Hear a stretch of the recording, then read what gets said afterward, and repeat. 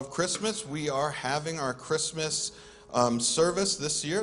We're going to have two shows. It's going to be on Christmas Eve, December 24th. The first one is going to be at noon, and the second one is going to be at 5:30. We're going to try out some different times this year, and that is on a Sunday. But get your tickets. You can get tickets for it in the lobby. You can get tickets in the bookstore. You can get them online.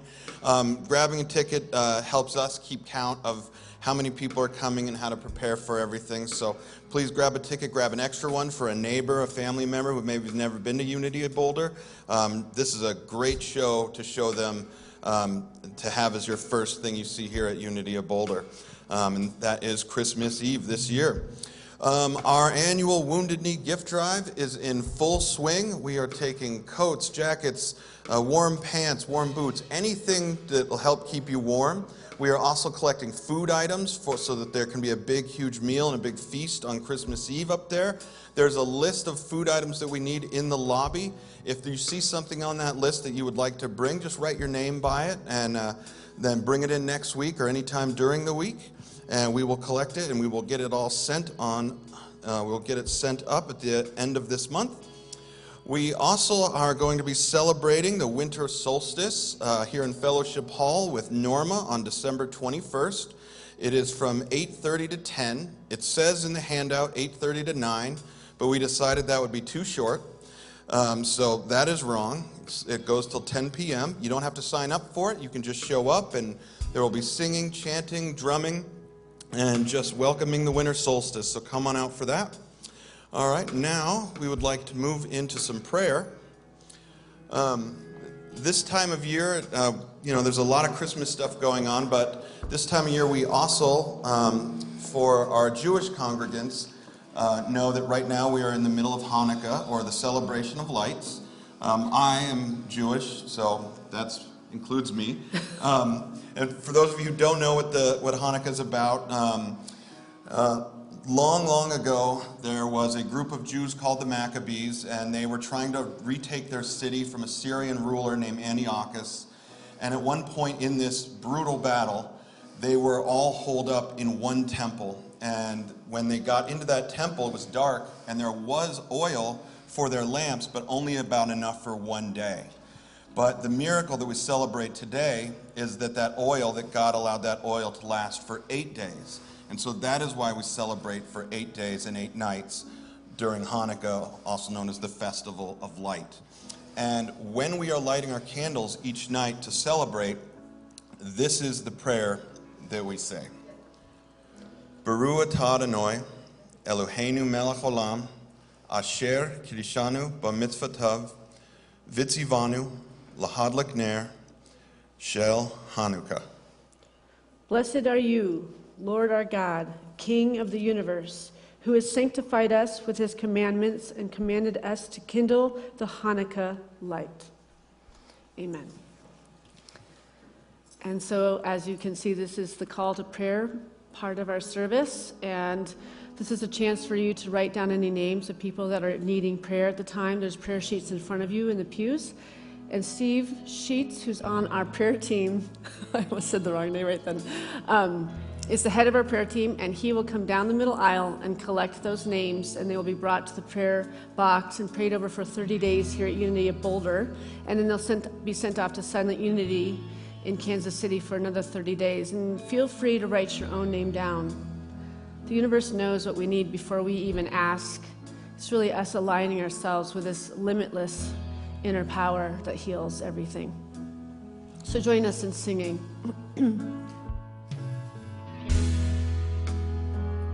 You are the air I breathe. You are the air I breathe.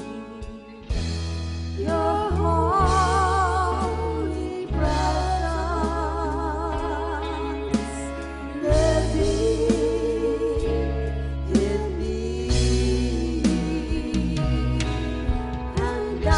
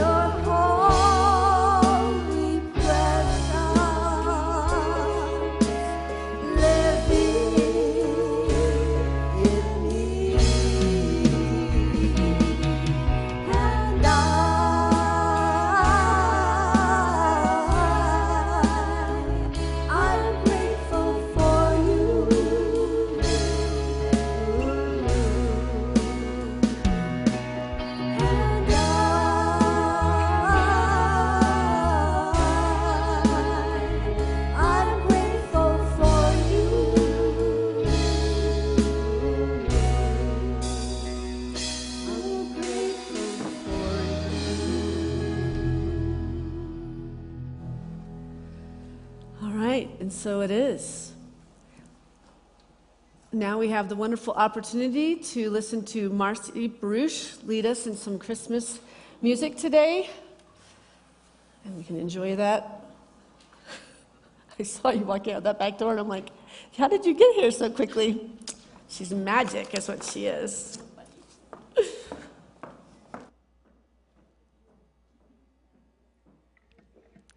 Good morning, good morning, good morning.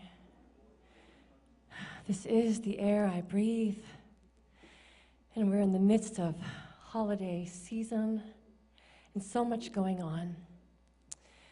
I invite you to think about what it really is that you want this Christmas and during this holiday season, and what you want to see for the world.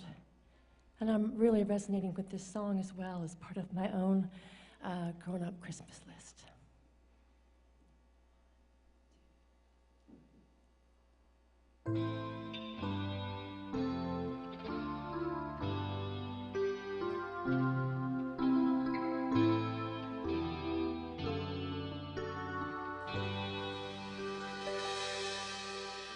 Do you remember me?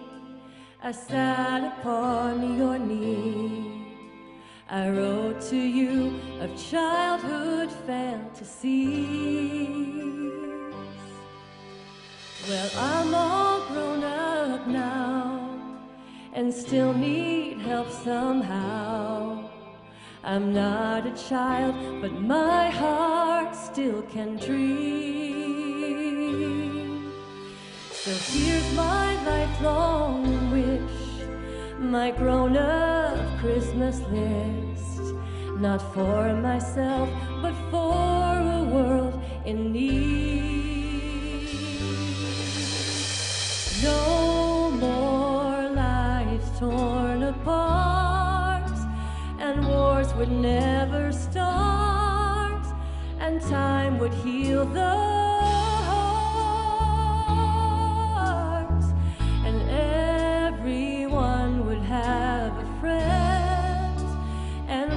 would always win, and love would never end.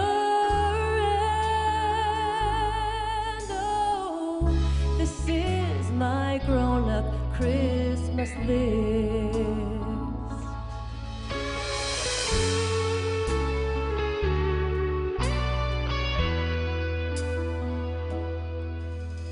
As children we believed the grandest sight to see was something lovely wrapped beneath our tree. Well, heaven surely knows that packages and bows can never heal a hurting human soul.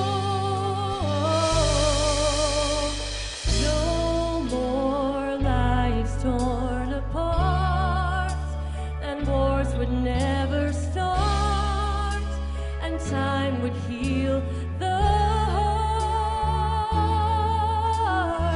and everyone would have a friend, and right would always win, and love would never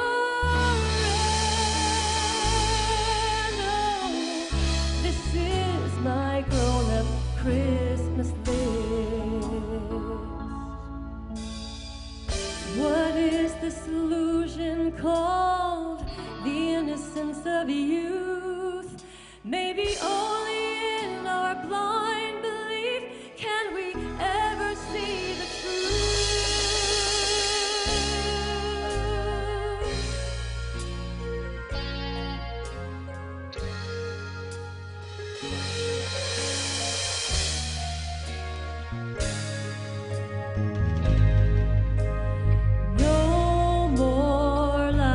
Torn apart, and wars would never start, and time would heal the heart, and everyone would have a friend, and right would always win,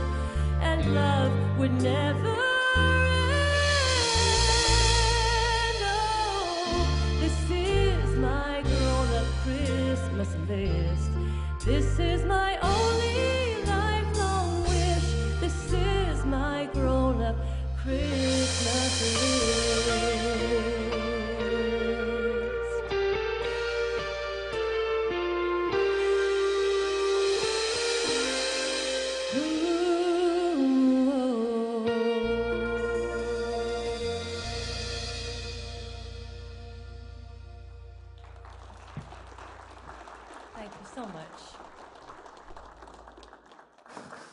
Thank you. So beautiful. Thank you. Thank you. It's good morning. It's so nice to see you all here. Happy holidays. We're getting into the thick of it. We're already on the 10th of December. I don't know where the time is going. It feels like I blinked my eyes Thanksgiving a minute ago, and it's just like that nowadays.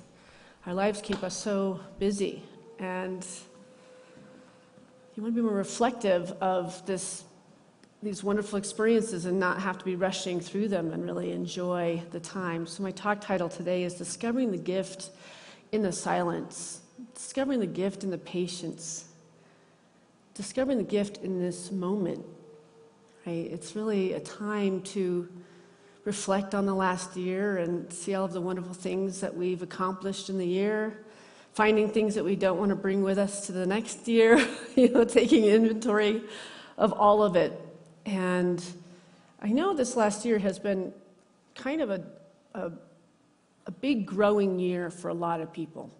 So a lot of things were unearthed in people's lives to bring about greater change within. And you could say maybe it's a more difficult year when we are pushed up against things that go against what we want to be dealing with, and yet then we find that we unfold into something greater and better as something pushes up in our lives that aren't necessarily comfortable situations. And now we're closing that year up, right? So we get to reflect on what we learned from all of those experiences that bubbled up in life. So Lao Tzu once said, letting go is a process of inner forgiveness and unconditional acceptance that stems naturally only when one can face oneself only as one is. To seek security in thought is where a majority of one's insecurity stems from. Thought derives from the past. Its nature is of constant change. To rely on the calculations governed by past accumulation makes one a victim of one's limitation. Identification of one's fragmented memories and unresolved issues of the past creates a majority of the inner conflict one deals with in moment-to-moment living. So it's okay to look back and see how we broke through, right? But to have to look at the process that got us to the breakthrough is not important. We broke through, we overcame, we became anew through all these many different experiences. And so to celebrate the wins, instead of focusing on the things that left us a little unsettled, and there might be friendships that left, or people that were important in our lives that left, that are no longer serving the unfoldment of your soul's journey. And so those are the things that we can sometimes reflect on and go, but the one thing we can always count on is change.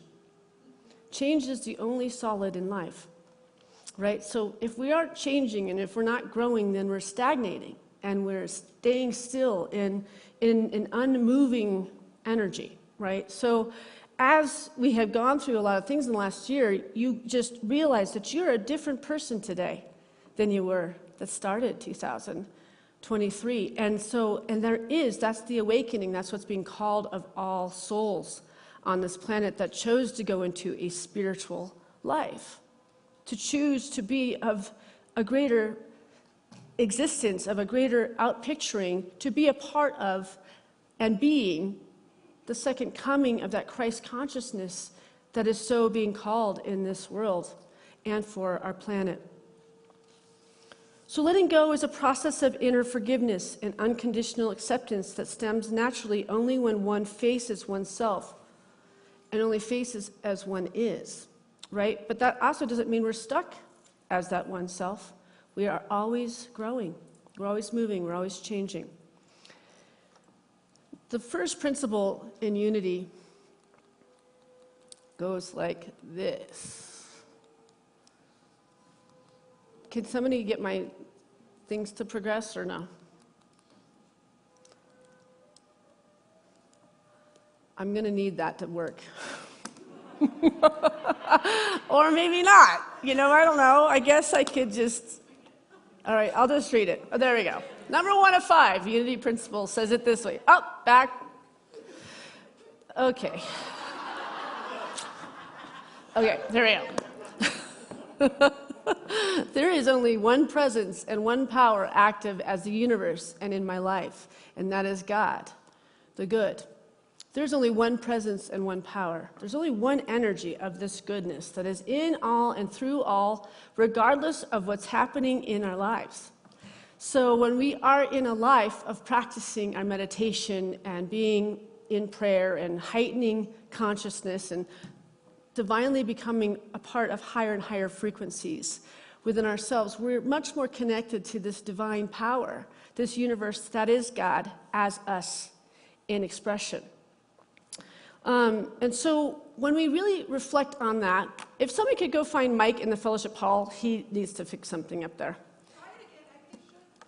Okay.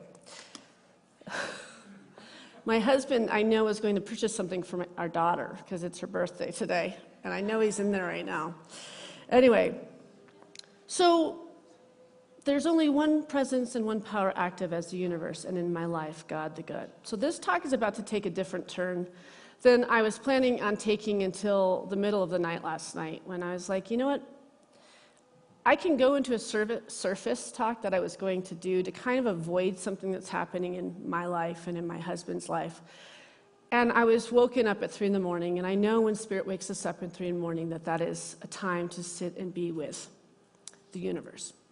I've learned in my life that whenever I wake up at 3, I get out of bed and I go and sit in space with no music, no nothing, and I just savor what is it that the universe wanted to be with me about.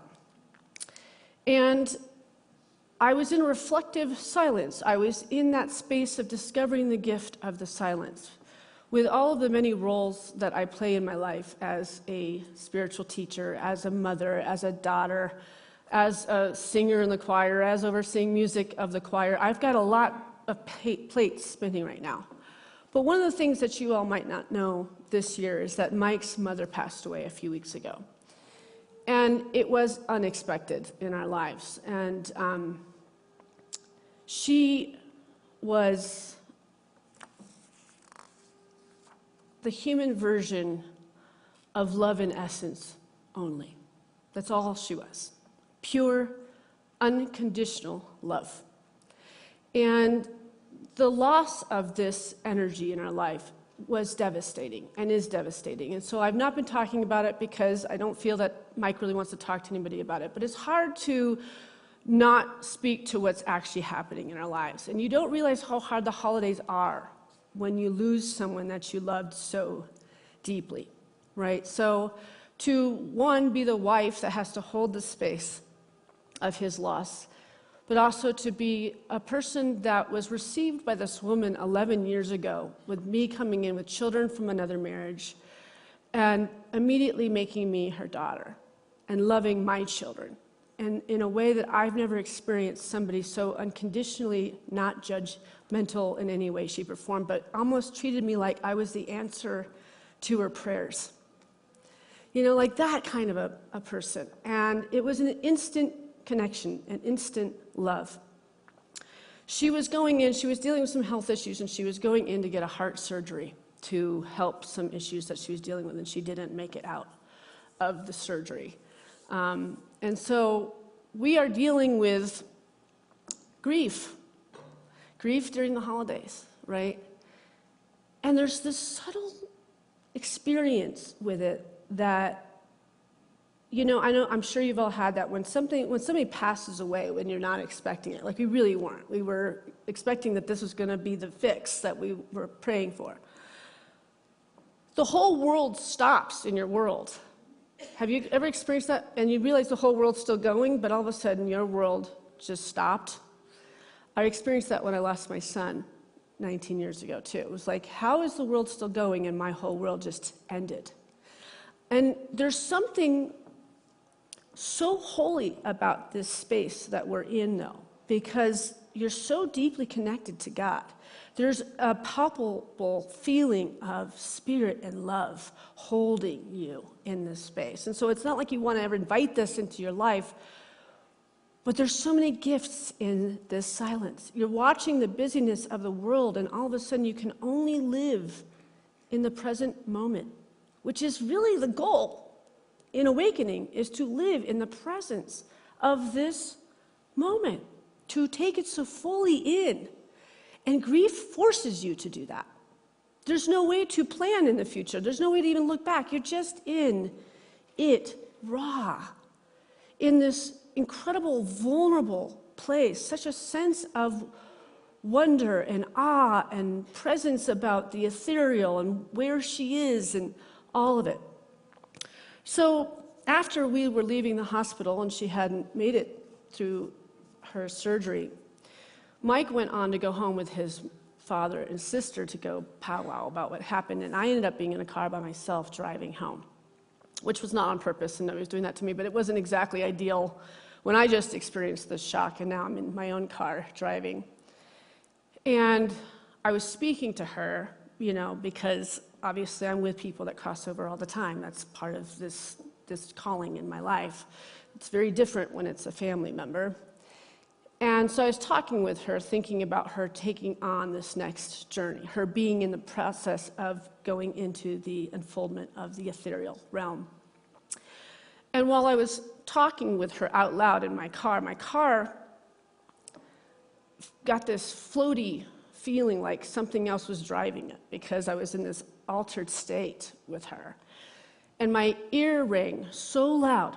And I know this is a sign after I lost a child. You start to learn the signs and symbols of the spirit realm communicating with you. You just have to. You have to find a way to survive loss in life. And I know it to be real. I know the signs and symbols. I know Deb King right here. She knows the signs and symbols. She's lost a son. People who have lost children understand this reality.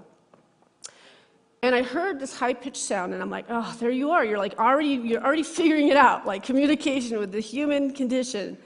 And I could hear this mumbling above this ringing of the bell sound of her voice, because she had this beautiful speaking voice, and I could hear the overtones of her voice. I couldn't make out what she was saying.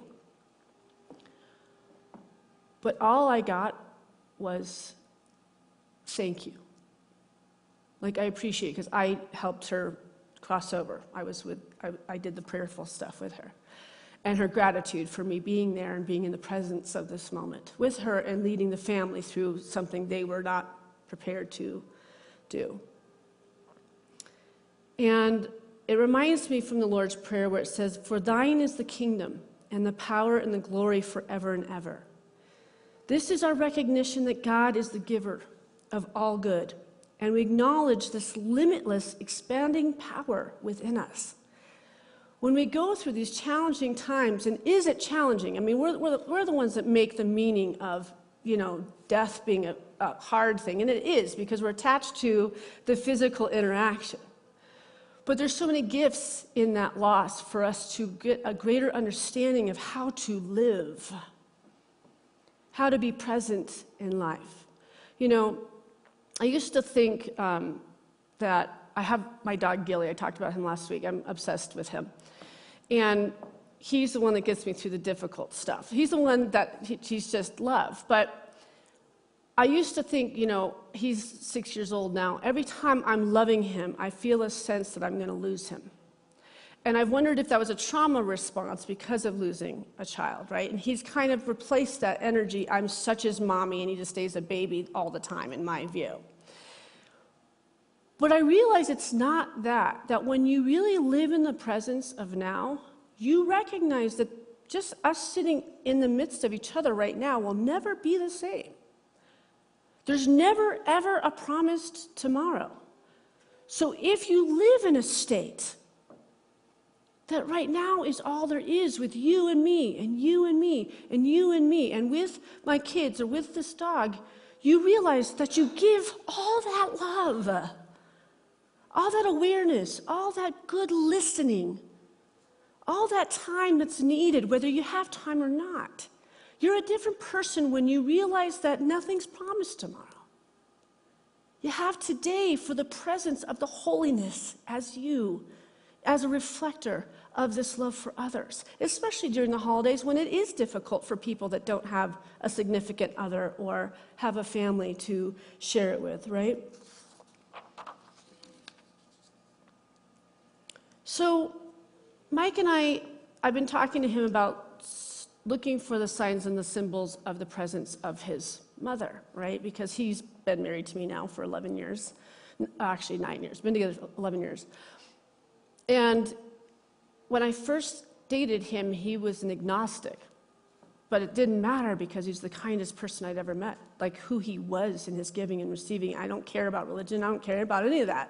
It was the way he was with people that was so beautiful. He was such a caring soul. But this Unity life and working here for the last 19 years has changed his life. It's changed.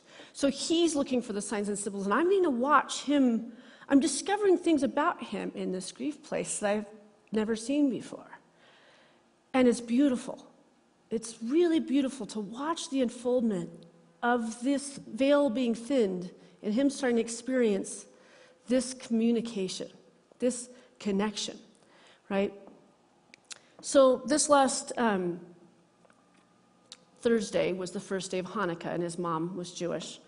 And we've always lit the candles during Hanukkah, and we've done it with the kids and everything else. And this year, lighting them on Thursday, as you can imagine, was bittersweet because we've always done it with his mom. We'd always come together to light the candles of Hanukkah, and it was a bonding family time, and the kids got lots of chocolate, and there's games, and there's all that good stuff.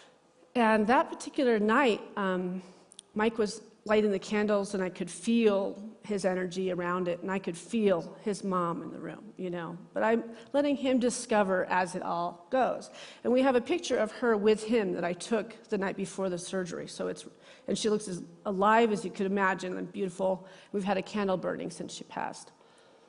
And afterwards, he walked over to the picture and he said, "Happy Hanukkah, Mom."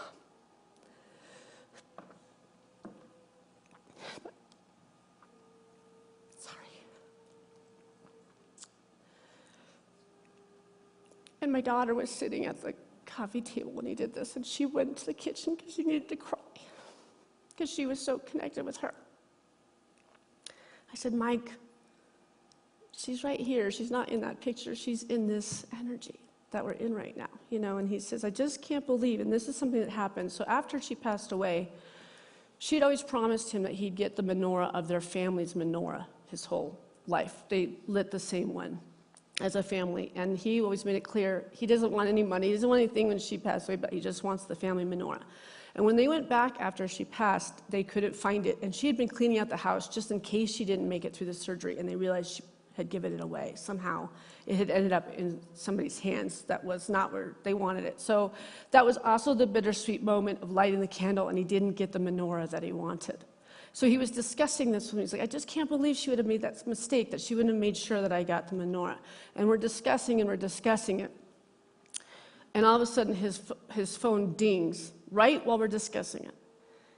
And he opens it up, and it's a picture of the menorah. His father had just found it. And there was just shrills in my living room, like, "Oh my God," like we just knew it was her. Like she was working behind the scenes and like got to David and his dad and made him find him like within that minute. And it's these signs and symbols of the limitlessness of the soul. We're so much bigger than this physical. And this is the stuff that gets me out of bed every day spiritually. It's these signs that there's so much more. We are so limited in our mind and our thinking of how we see life. And this is the month of miracles, of creating miracles in life. But it takes faith in something bigger than us to realize that there's so much more to this soul's journey, so much to be unfolded amongst us. So last week I said, manifestation isn't about receiving what you ask for. It's about receiving what aligns with who you are. So we can only receive what we are. So I share this story with you to hopefully pique an interest or to possibly pique a memory of a moment where you were shown the proof of God in your life, the proof of something much bigger than this limited physical experience, right? Because when you, a lot of times it's a memory, because we all have had these synchronistic moments, and we could say, was that a coincidence? No, it's a synchronicity. His mother was working behind the scenes, seeing that her son was upset and was like, I need to have this completion happen. And it happened right in that timing, right? I've heard the buzzing of the ears, so has he. There's been many, many things, and she's getting better and better at communicating. It takes a while to figure out how to get in and through this experience. Okay. If you have a vivid experience of a deceased loved one showing up in a moment, don't automatically dismiss it as a figment of your imagination. It may be him or her trying to comfort and communicate with you, reminding you that they have never left you. Who's had that experience in this room? And you have it through the years. Sometimes it takes years for the communication to happen, right? It's an amazing thing, but once you experience it, you never forget. You never forget that experience. So there is so much more to life than we can ever imagine. So one of the most important things about these experiences is really looking at this moment. What if this is the last time we are going to be together? So like if we're going into Christmas, we'll tend to probably see family members that we don't see maybe more than once a week or once a year or twice a year, right? To really take in the time, to appreciate, to share, to be with. If you treated your children and treated the people and the people that matter to you as if this was the last time, and you keep getting the last time, and you keep getting the last time, you're building a love and a depth within each other that's special and it's forever, right? So to take this time to be better at the season by being so much more present to right now, not tomorrow, not the planning of, right, in this moment, right? Meet these beautiful artists in here that are doing a craft fair. Ask them about what brought them into the creative work. You know, when you're in an interaction, to take the time to really soak in the presence of everyone in your life. So I've discovered that I have found true love in my life. I have found my person, right? And I am with my soulmate. And I've been married 2 other times, and they were wonderful people and exactly what was needed for my soul at that time. But I had a lot of learning to do before I was in the right consciousness to be with somebody like Mike, to love myself enough to attract somebody that would love me like he has. And so to be on the other side of this moment, to observe him as he's unfolding into this next level of consciousness, is an honor. To watch your partner, that is your person, stepping into a new territory, and to walk beside them as they're doing that.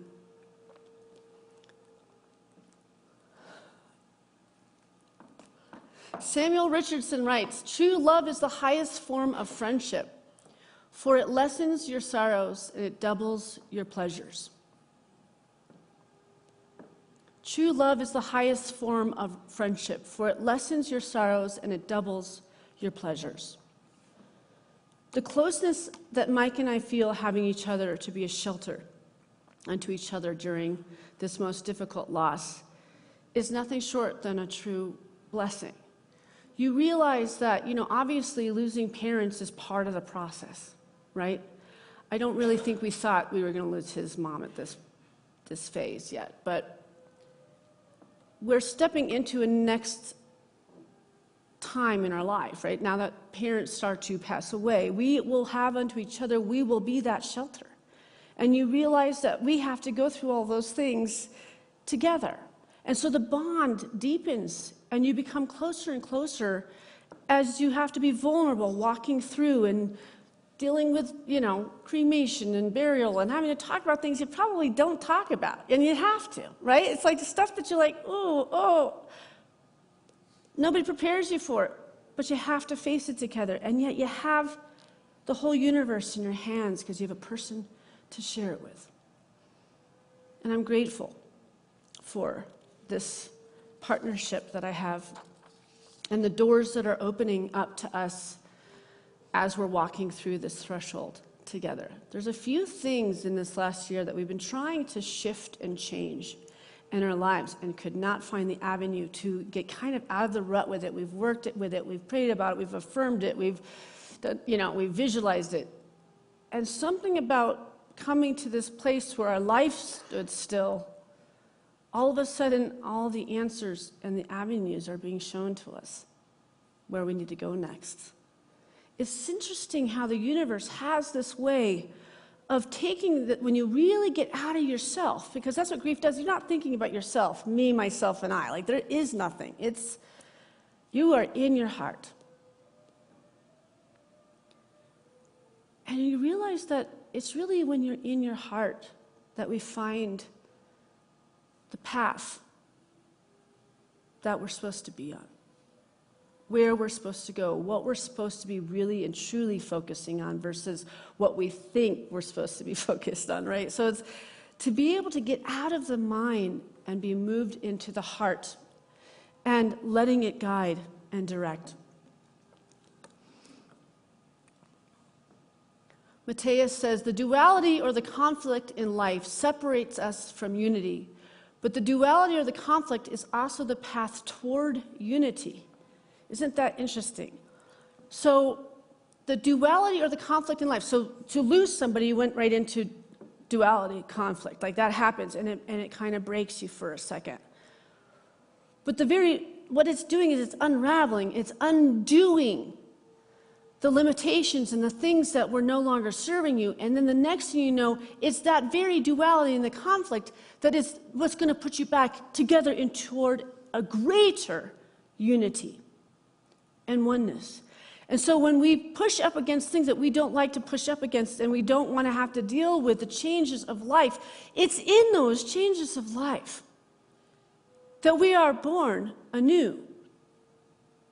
It's when we skin our knees, it's when we fall, it's when we're in duality, it's when we're in conflict, it's when we're in fear. If we utilize it as a teacher, if we embrace it and find the meaning and the teaching within it, then we will be set free by it and step into the new consciousness of where you're meant to be next, right? And I just loved this statement right here. Even though I don't love that we have to push up against things that are difficult, there's so much truth to that statement right there. He also goes on to say this. Creative friction. Nothing really awakens and changes when things are going well or smoothly. And it doesn't have to be terrible, right? But you just can kind of just feel off. You can just feel like something's not flowing, something is stagnant, something is stuck. This is an energy that's stuck, right? And that creative friction is divinely called into your life to create a push-up for us to undo some of the limitations and the thought processes and the belief systems and the things that keep us living small so that we can unfold into that which we're here to do and claim and be. Right? So I'm going to keep on with this topic. Oh, don't put that on yet. So I'm just using death as an example, which is strange during Christmas time, and if it bothers you, I'm sorry. I just had to do what Spirit told me to do last night. So recently, people across the globe began talking about a young woman in Utah who died in a car accident. Nothing unusual. Unfortunately, fatal collisions happen all the time. However, this one was different. The mother, Lynn Grossbeck, was found deceased in her car nearly 14 hours later, upside down in frigid water. Her 18-month daughter, old daughter, Lily, was found unconscious but alive, strapped in her car seat. The fact that the baby was found alive is nothing short of a miraculous story, but it doesn't end there. And we're going to play this clip really quick. Strapped in the back seat. So you actually heard a voice calling out, "Help me." Do you know who that was? You know, at first we didn't know if it was someone inside the car, if it was what that voice was. We assumed, or I assumed, that it was someone in the car saying, help me. That's why we responded saying, we're trying, we're going to get inside and help you, we're doing the best we can. And that was just extra motivation and to get inside the car and figure out who was in there. It wasn't until after we flipped it that we saw the mother, who we know now was deceased at the time, and the child was in the back seat. So it wasn't until after the early process, and we got together and we all heard the same, voice. And Jared, you heard that voice as well? Yes, I did. Like Officer Beddoes has said, more than one of us, of the 4 officers that were there, responded back saying, we're here to help.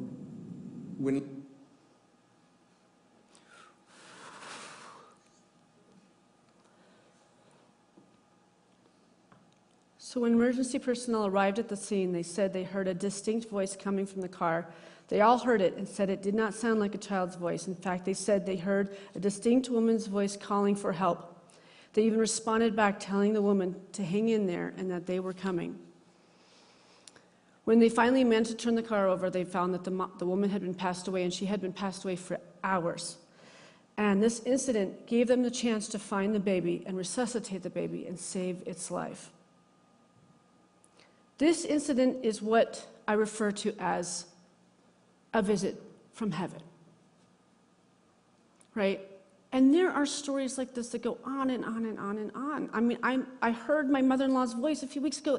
This is real, you guys. This is the stuff that, if we're beyond the physical and we're spiritual beings, we are spiritual beings first. What are the capacities of overcoming that we can create in our life if we're facing a challenge with our health, or we're facing a challenge in our financial, or we're facing a challenge with a family member that's not talking to us, or facing a challenge with one of our children? We are magical. We are made of the miraculous. And the world, this stuff is captured everywhere, and you're noticing so much more news like this where they're sharing wonderful stories. And it's a sad story. Yes, it's devastating. But that mother saved her child's life, and she was gone physically.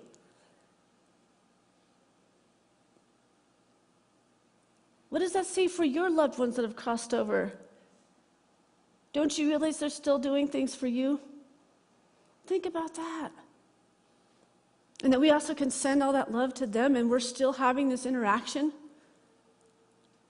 It's just in a different form. Especially in the holidays, we want to connect with our family members, our friends. Miracles. Miracles are miracles only because we do not understand the process involved. The dictionary defines the word miracle as an effect in the physical world which surpasses all known human or natural powers and is therefore ascribed to supernatural agency. So miracles are the things we can't explain. Like, how many people have lost a pet? And you've seen the shadows of the pet in your house later on. Yep. Or you hear them going through the doggy door and there's no dog in the house anymore. I've had all these things happen. I mean, you literally hear them going in and out for a while. They're still doing their pattern. They don't realize they've left the physical. They're just still your doggies, right? This is concurrent with everything in life. If you get excited and you start to really examine what can unfold in a lifetime, and this is just this lifetime. Who knows all you've unfolded in your other lifetimes? What are you ready to create in your life right now? Because you are limitless. You are a powerful co-creator with this great energy we call Source, God, Spirit, whatever word evokes a memory of the majesty of what you are. And then you just have to be willing to let it grow in you as a seed for you to discover all there is in this universe that is always working out for us. This universe that's always giving to us. You are the source and the center of this love. Now claim it. Thank you.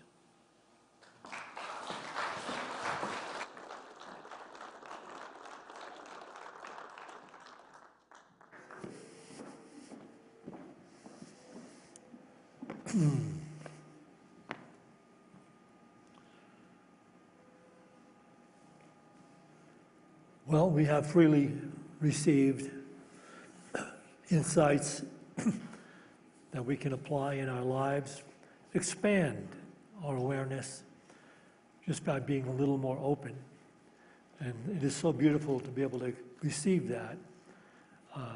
And so now we have an opportunity to give back and to support the beautiful things that are shared here at Unity of Boulder.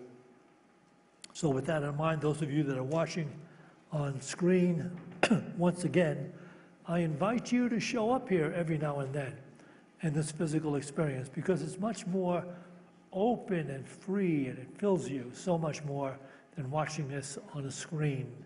So do that. Show up here every now and then. We don't need you all the time. We just need you once in a while to know we are all one family in unity. We're one family in God. So we can bring to mind that gift we'd like to make to Unity of Boulder. Those of you that are seated here can bring that gift into your hands, and we can bless it with this offering prayer. Divine love, through me, blesses and multiplies all that I have, all that I give, and all that I receive, because I give. And so it is. And we have the opportunity to listen to Marcy share her incredible voice with us again.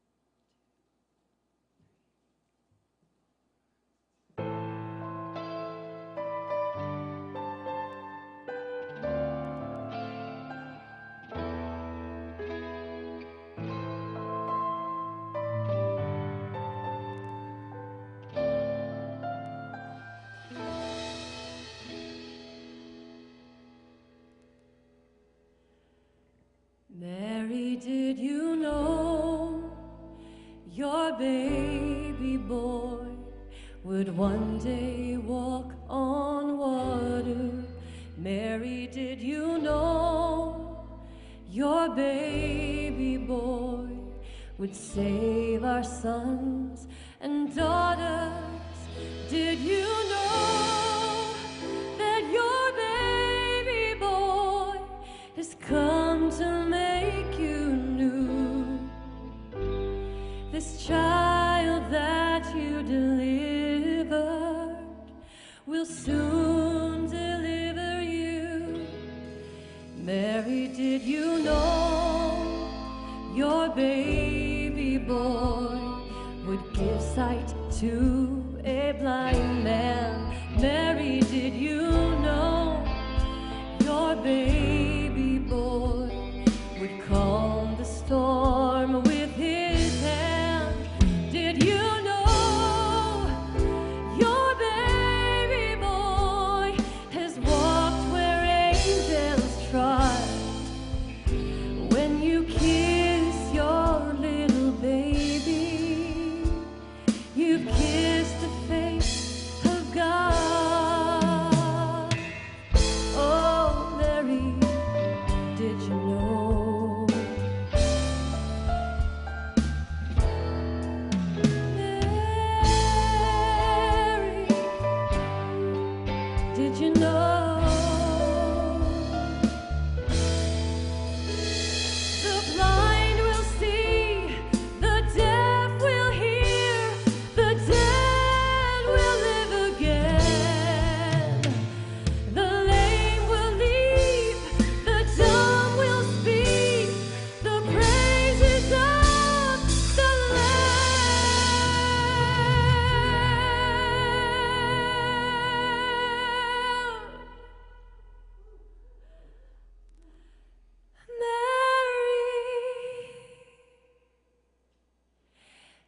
Did you know your baby boy is Lord of all creation? Mary, did you know that your baby boy would one day rule the nation? Did you know your baby boy is heaven's perfect lamb? The sleeping child you're holding is the great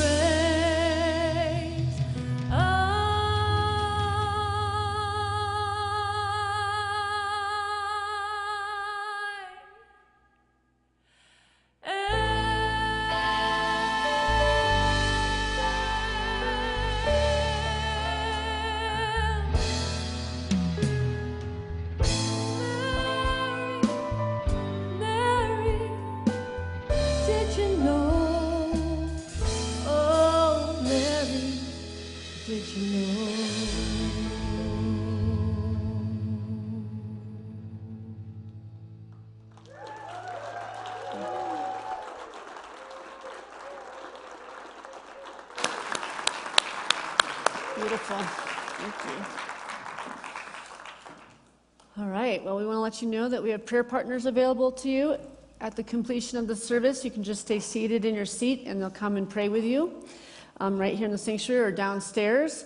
I will be holding a discussion group. If you want to discuss this sermon with me in the back of the sanctuary, I will start it right after the service. And then make sure you go into the craft fair. That will be happening till 3 o'clock, so they'll be going long enough. So if you want to join the discussion group, just join me back there. Well, I think we ought to really be aware of the fact that we are powerful. We are miraculous. And we should put that power and that miracle consciousness to work. So whenever you pray, send healing love and peace to those conditions and circumstances in the world that are in denial of love and peace. You have to do that.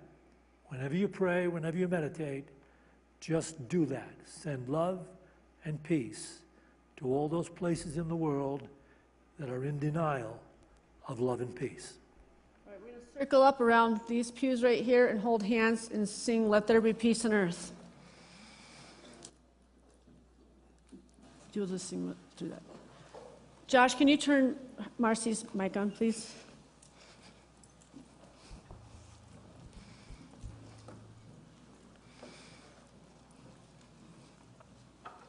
Looks like you guys are going to have to pull around in the back a little bit that direction because we got a thick group over here. George. Okay. Let there be peace on earth, and let it begin with me. Let there be peace on earth, the peace that was meant to be, with God as we